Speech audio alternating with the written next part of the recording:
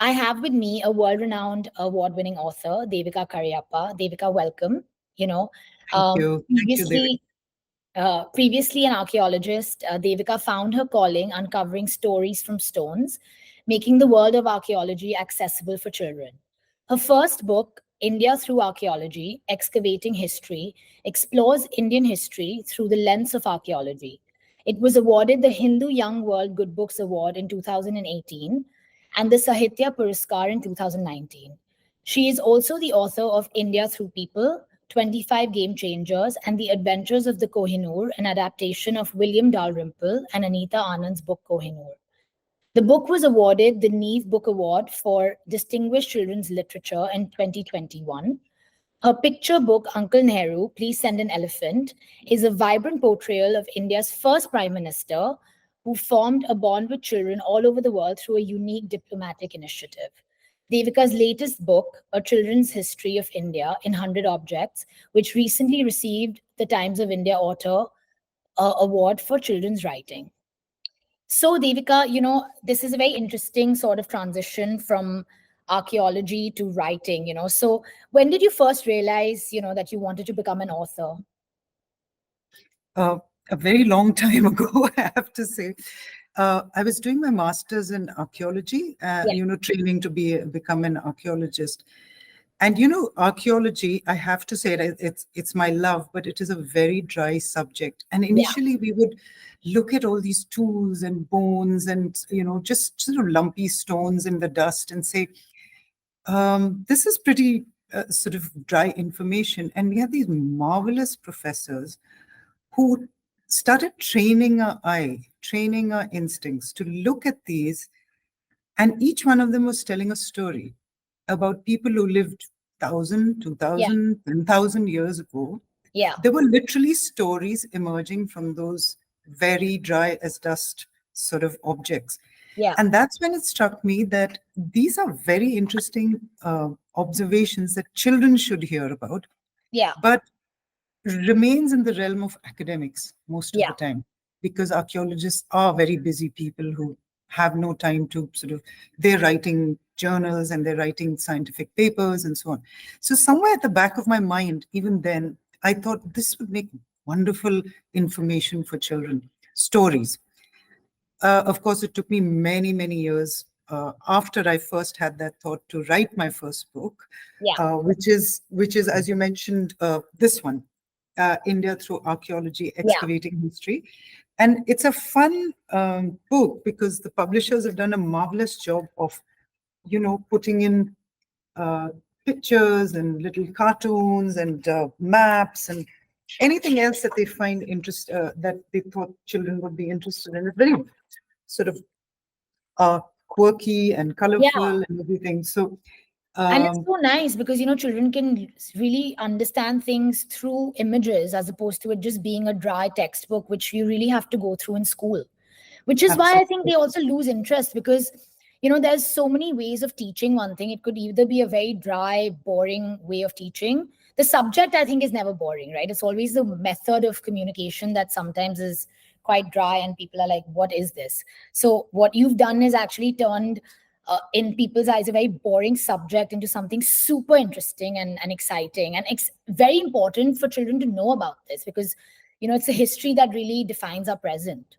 So tell me, what were some of the objects that you found very interesting writing about? Like your favorite 2 objects that you were just like, wow, this is something that, children have to know about. And what were they? Oh, in the 100 Objects book? Yeah. It's very hard to choose. I love prehistory because prehistory is my subject. Yeah. So a lot of it is just a basic stone hand axe, which on the face of it is just a lump of stone. And when you start looking at it, observing it carefully, you see that a human hand has worked on it. The edges are sharp and the bottom is sort of comfortable to hold in your hand. And you think, I say it always, a chill runs down my spine each time I say it. I have a chill now describing that stone, that some man or woman held this almost 1 million years ago and used it to do something useful for themselves. And it tells you a story of how your past was formed.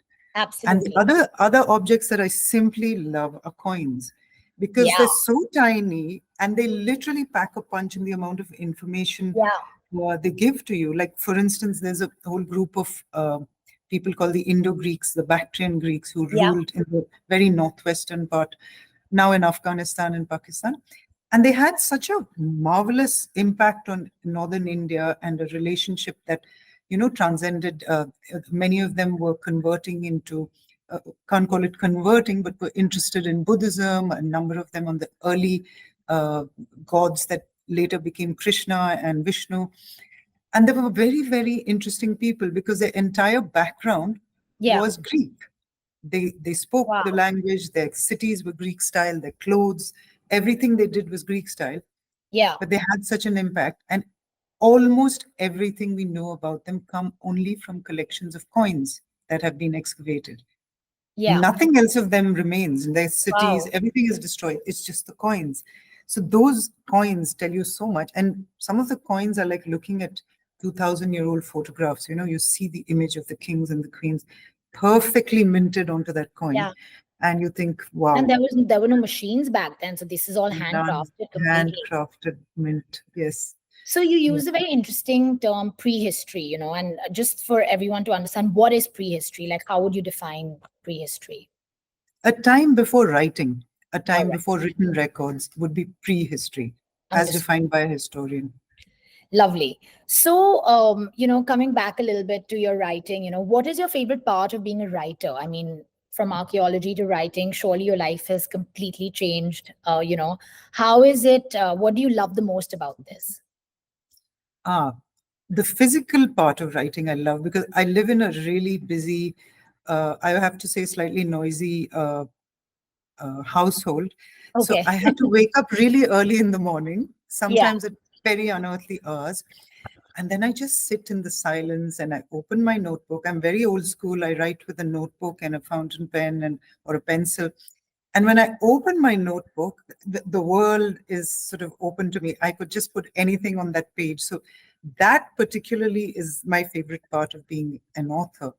But the other is being able to communicate with children, Yeah. the readers. That is amazing, because nothing beats, although authors tend to be very sort of slightly lonely, isolated figures when we're writing, Yeah. when we go out into libraries and we go out into bookshops and you meet young children who actually read your work and are inspired by it and are interested in history because of your work, that's a very special feeling. I know. I mean, that's incredible. I mean, even, I was just telling you, even at Instrucko, the entire idea of us teaching kids is through stories. And it's so different to see. I mean, I probably, when I went to school, we were just taught to sort of pass exams and, just get good grades. Now learning has changed completely. It's more about enhancing your knowledge as opposed to really just taking exams. And it's so much more holistic. Even now with the new education policy coming up, there's so much emphasis on learning through stories, and that's exactly what your work also translates into. Like, it's all learning about the past through stories, through interesting things. And there's this game called I Spy. You're essentially just doing that in your book for children through these objects that you sort of talking about, which are ancient. So it's so interesting to read about and learn about. So coming to this topic, history is probably one of the, I would say, frowned upon topics when it comes to academics in India. Everyone always wants to focus on science, math. You either have to be a science student or a commerce student.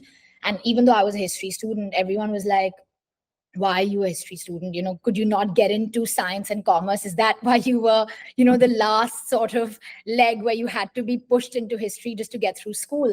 But I genuinely loved history. My parents have always read, have been avid readers. We always had discussions about, things that happened in the past. And, my dad used to love reading and talking about the Mughal Empire and the Ottoman Empire and so on and so forth. So, and I remember talking to my friends in school, and they were always like, uh, history is just something you need to mug up just to pass. And I always found that very hard to relate to. So you now have chosen this topic and given it a very different twist. What do why do you think that people just don't, or schools or educators, etc., not focusing on such an essential, important topic? I've had exactly the same experience as you described, because initially I was a history student and then I went off into archaeology as my specialization. And it was very much the poor cousin of physics and Yeah, math. And, absolutely. you were like, oh, aghast, why history? Like, Yeah, okay, maybe you can do the intellect question. administrative exam, or, you can Yeah, join the ISS sort of. There is a fundamental, I would use a sort of a slightly strong term. There's a fundamental, I think, disrespect for history as a absolutely. subject, Yeah, because there is this notion that, oh, you need to learn math and science and everything. Those are disciplines. But history, you can pick up anytime. I've heard this multiple times, many, many times. It's yeah, you read a history book and you become a historian, which is simply not true, because yeah, history, as you know, yeah, has a rigor. It's a discipline on its own. There's a rigor of study, there's a rigor of understanding. yeah, And historians spend a lot of uh, very quality time before they come out with any theories or understandings or notions of history. It's yeah, a discipline. But having said that, the way it's taught in school is not necessarily the most imaginative way to capture the imagination of a child. You need the stories you're talking about. So perhaps it would be more prudent to focus on those stories. There are some lovely the new, they're not new anymore, the NCRT books, the older yeah, ones, are very well done. They're done by experts. They are peer reviewed across the country and so on. So those were very hopeful. They looked at it in a whole new way. yeah, The production was much better. The values were much better. But coming to the point where you asked me why you think children should study history. So there is a saying that I always quote ad nauseum to parents who come to me in despair saying, do something. She wants to study history and we want to, yeah, if you don't know where you've come from, then you yeah, don't know where you are. exactly. And if you don't know where you are, then you don't know where you're going. Yeah, It's as simple as that. So if you cannot understand, every one of us is a historical being, absolutely. a walking, talking history, everything. We're speaking in English. The reason why we're speaking in English is because of our colonial past, the clothes we wear, the festivals we celebrate, the food we eat. Every one of those has come to us through centuries of decisions and processes that have been taken. And for us to understand ourselves as people, we need to understand those processes, and that is history. Yeah, And going forward, even more importantly, when you make a decision for the future, if you don't understand how you are in this situation, how will you take an informed decision? yeah, Look at, say, a very broad subject like global warming, for instance. correct. Everyone knows what global warming is and we need to deal with it and so on.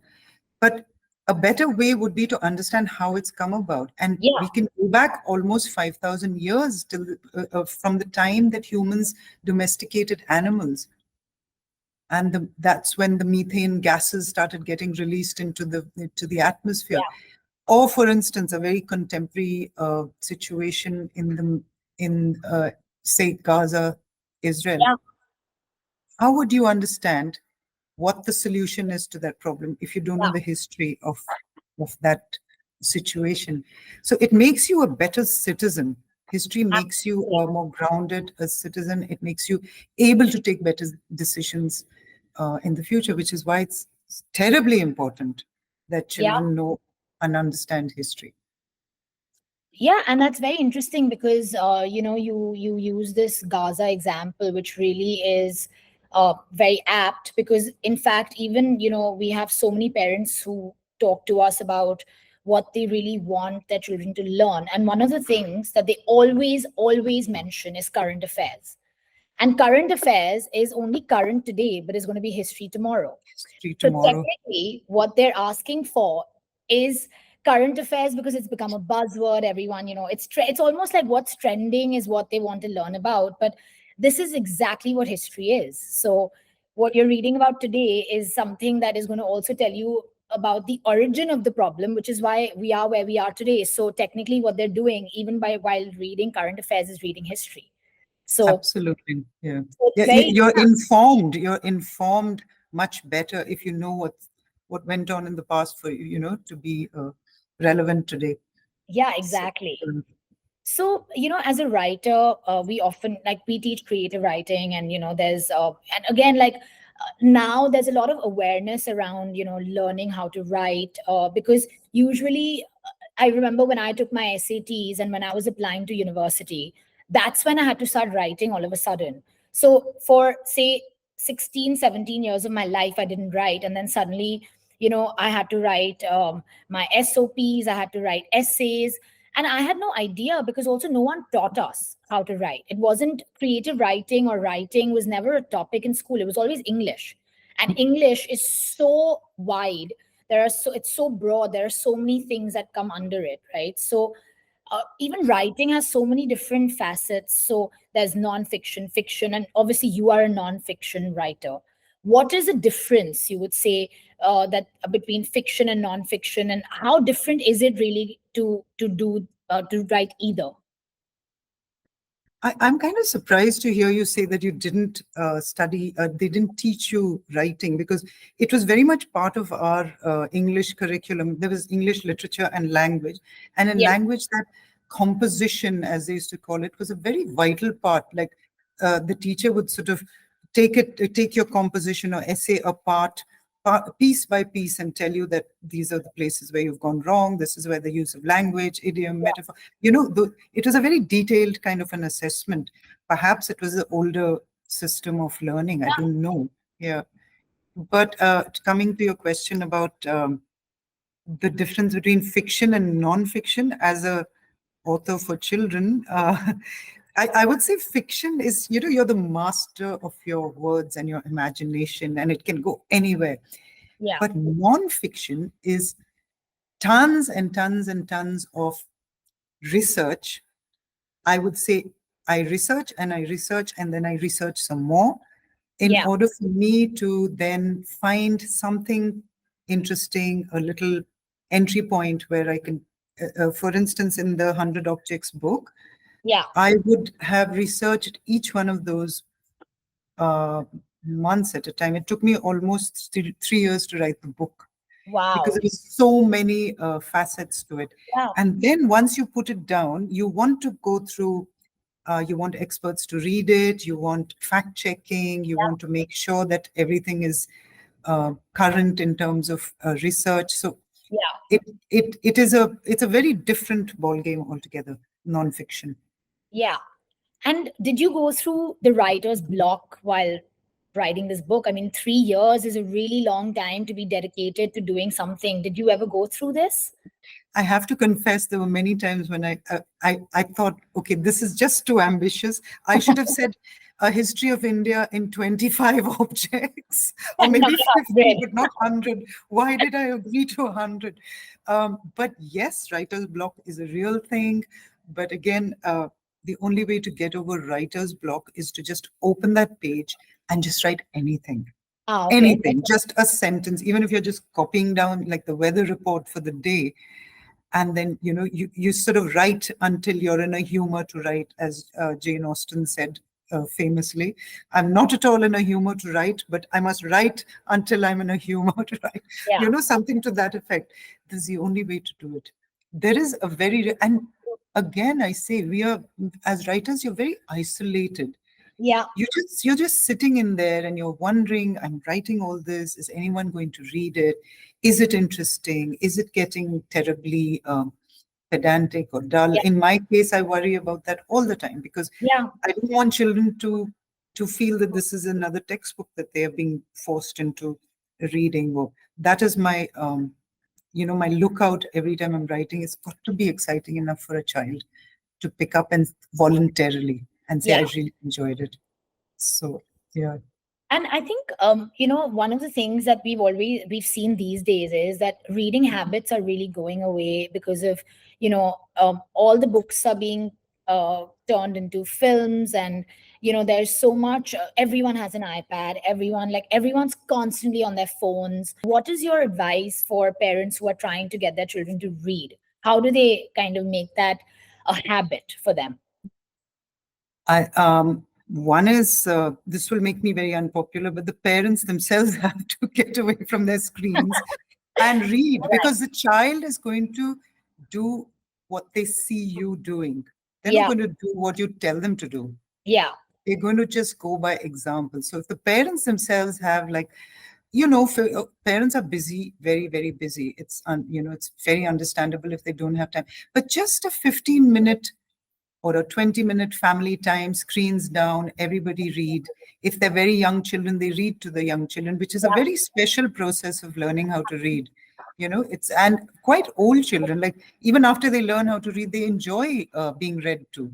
Yeah. So that, or maybe a favorite book or an epic, or something that they can pick up and carry on as a family tradition, it becomes very special.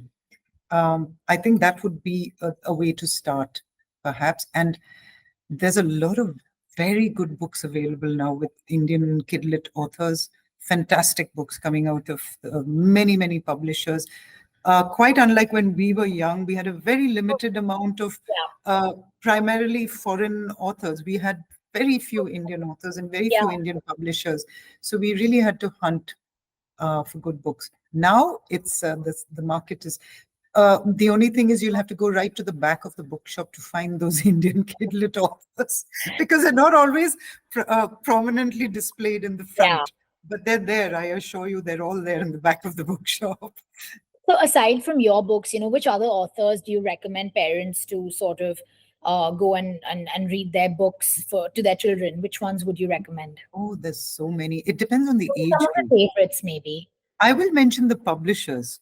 Okay, Okay. there's Tulika Books, Daffodil Publications, Pratham, doing a fantastic job in multiple languages, not just in English. It's Yeah. all the Indian languages.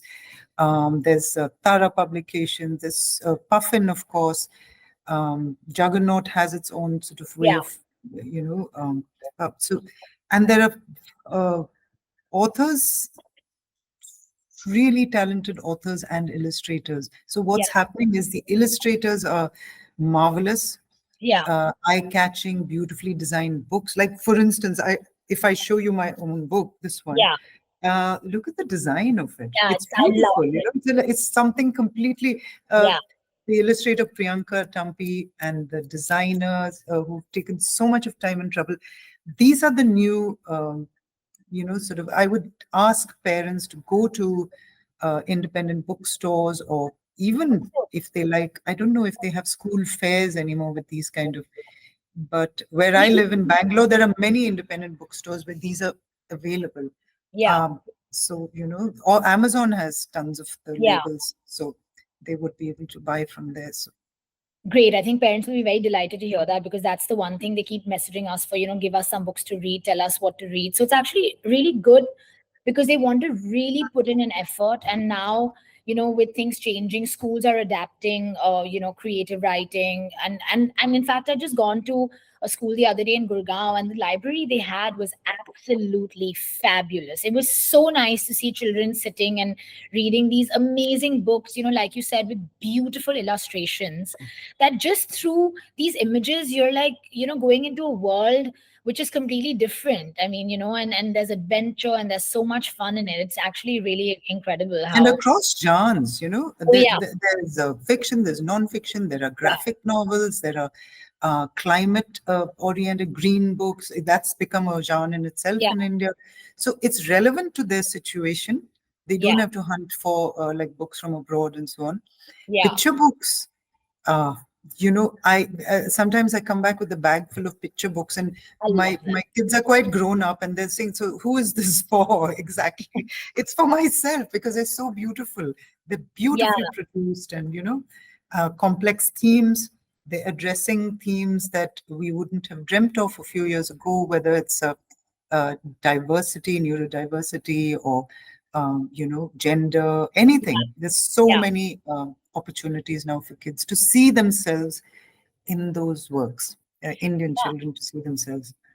I mean, yeah, and definitely kids know everything these days. I mean, they know more than their parents when it comes to so many different things, technology. They're always ahead of things. They know what's going on in the world. They're super bright. There's so much information available so easily to consume. But then again, that also becomes a problem because, you need to choose the right information. It can't just be anything, because I think that's one of the things where you really have to decide, okay, these are the things my child should read or should look at and should absorb this information versus the information that needs to be absolutely cut out. So I mean, it's a thin line, but of course, information is always available and there's so much to read. um Another thing, I so there's so many kids who have been writing now, and creative writing has really picked up all over the world. Kids are publishing books. What is one of what advice would you give children who want to become authors? In the future, authors in the future. Yeah. Yeah, and just generally, to pursue writing from a young age and to become authors in the future. Okay. So again, one of my favorite authors, Nadine Gordimer, said, reading is the guru of writing. So read fiction, read non-fiction, read Yeah, comics, read graphic novels, read anything you can get your hands on in any genre you want. Read the back of your cereal box if it comes to that. Read newspapers, read journals, read magazines if they still exist in your house.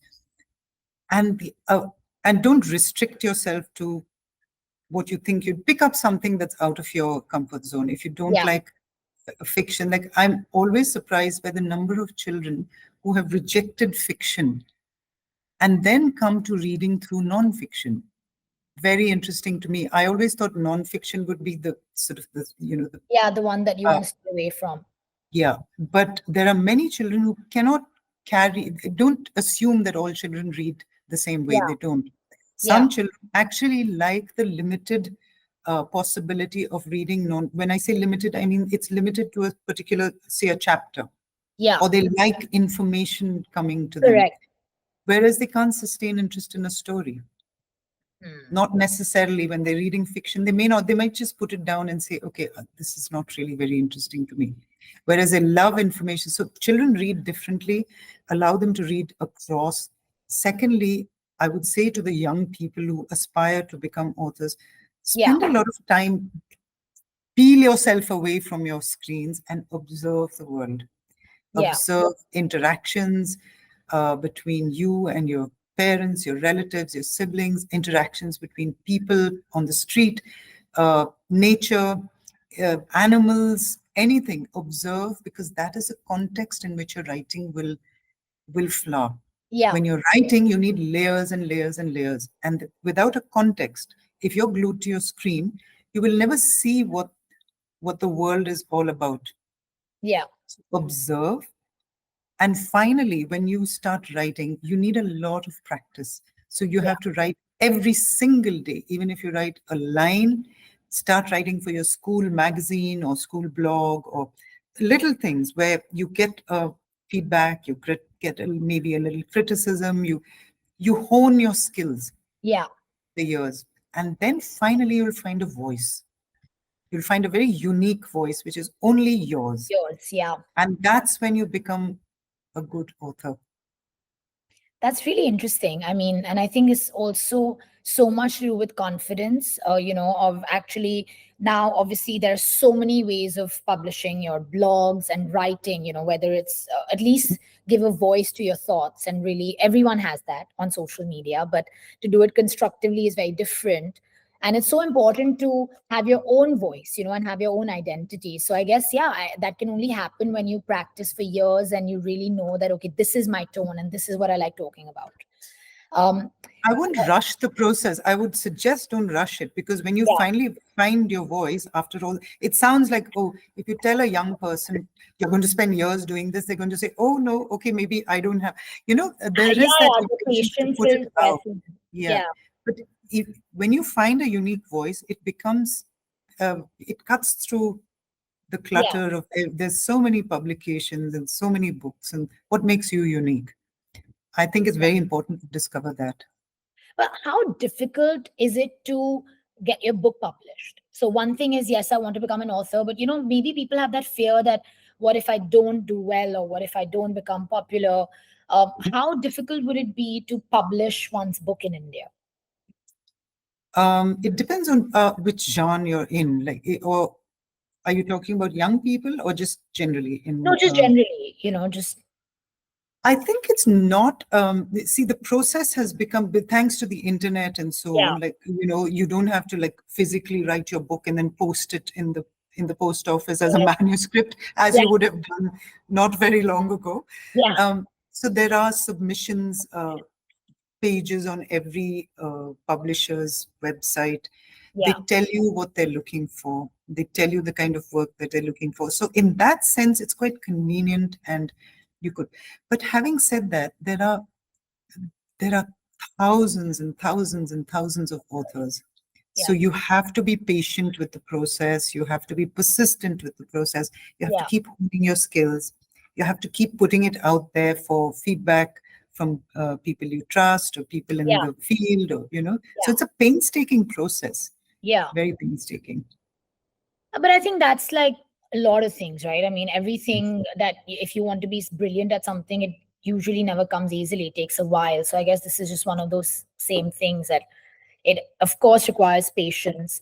And for a child, how difficult or easy is it for them to publish their books? In my experience, the children that I've met who've had their books published have all been self-published. By the parents have paid, I think, for the books. But there are quite a few younger people. I think Claire Arnie, Samhita Arnie wrote books, and there's a young girl who wrote for Tulika, whose name escapes me. She was 14 when she translated one of the Tamil Oh, lovely. thing into English, and uh, she was a homeschooled, quite an unusual young lady. Yeah.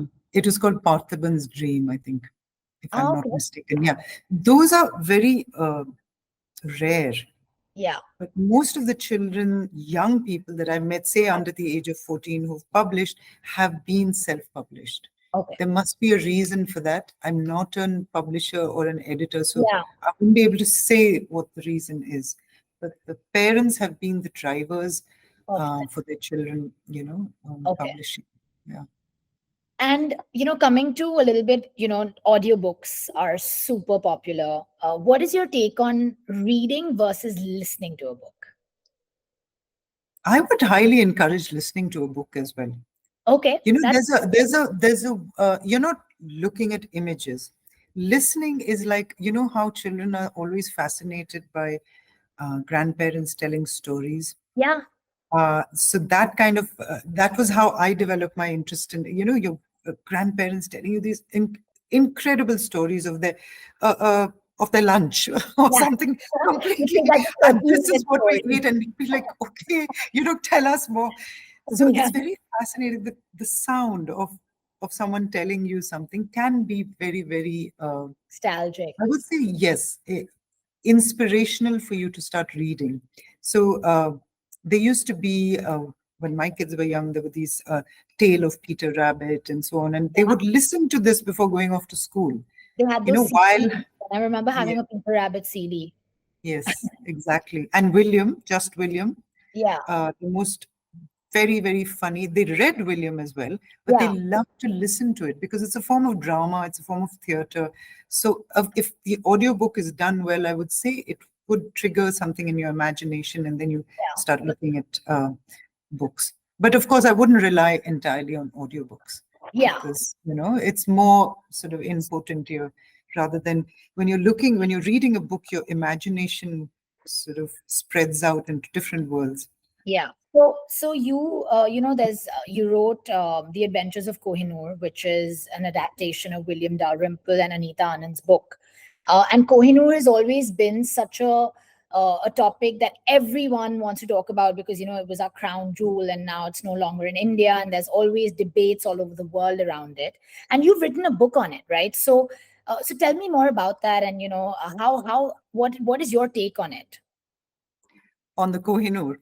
On your book, yeah, On the what does your book. book talk Okay, about? so it was a very interesting book to write because unlike my other books where I research and then I I find a story. Here, William Dalrymple and Anita Anand have written a book for adults called The Correct. Kohinoor. And I was asked, can you adapt it for young children? And I agreed because whenever I find historians or academics have a great body of good research and work, I always feel this needs to be this needs to be something that children know about, which is Yeah. the reason I agreed to it. And the Kohinoor in particular interests me because it is such a symbol of our country Yeah. in many ways, isn't it? It's a symbol. Yeah. And there was so much in that book. There were like bloodthirsty ruffians, and there were like murderers, and there were kings kind of grabbing it from each other, and there were conspiratory queens who sort of grabbed it and then got murdered themselves. And there was so much going on. It was literally like a, a sort of, Drama. it's called The Adventures of the Kohinoor for a Yeah. reason. It Yeah. was full of all that. And We'd then love to this see it if it's next to you. yeah, here it is. This is the one. And then in the midst of it all, there was this tragic little 10-year-old boy, Dalip Singh of Punjab, who had the diamond was his.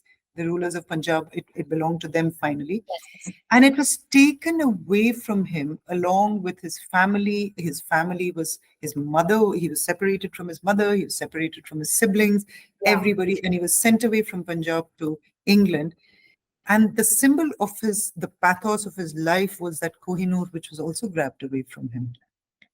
So I thought I start the book with Dalip Singh in the court of Lahore signing something that he doesn't know what he's signing. He's signing away his kingdom.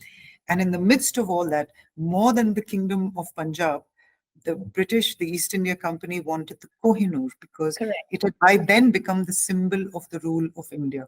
Yeah. So why that diamond? Because contrary to what people believe, it was not the biggest diamond in the world. Yeah. It was just the most symbolic. Yeah. Anybody who had it was a ruler of India. So that's Yeah. why they wanted it more than anything to hand over to their Queen Victoria, and who wore it, as a brooch and on a crown and so on and so forth. So that was the story of the Kohinoor, the book, The Adventures of the Kohinoor. I mean, there's so much talk around it, and and I've seen documentaries on this as well.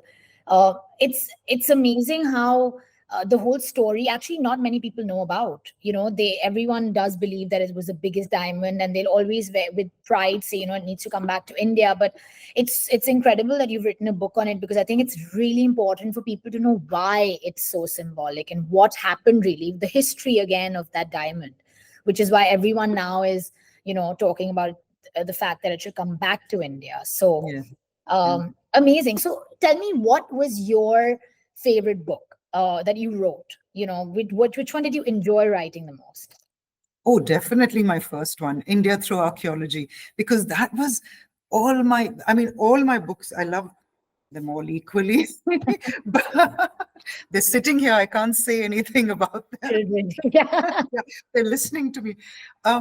Undoubtedly, India Through Archaeology I had the most fun with, because it was years and years of everything that I had sort of just bubbling out onto the pages.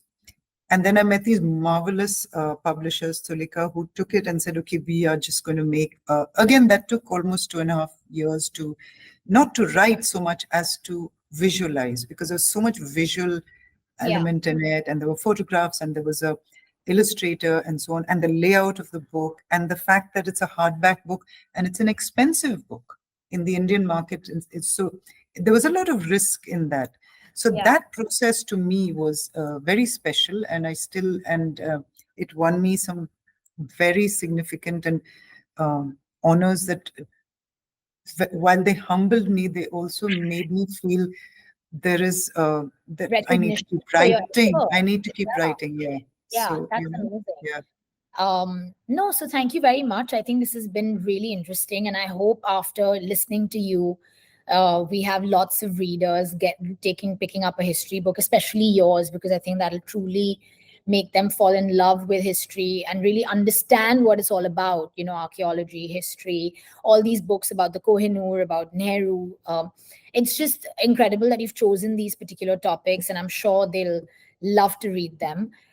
So thank you very much. It was lovely to talk to you. And, I'm so excited also talking to you, because I think I'm going to start, I'm going to now order your Kohinoor book and read it myself, even though I've seen the documentary and everything, but I would love to see how it's written from your perspective. So thank you, Devika.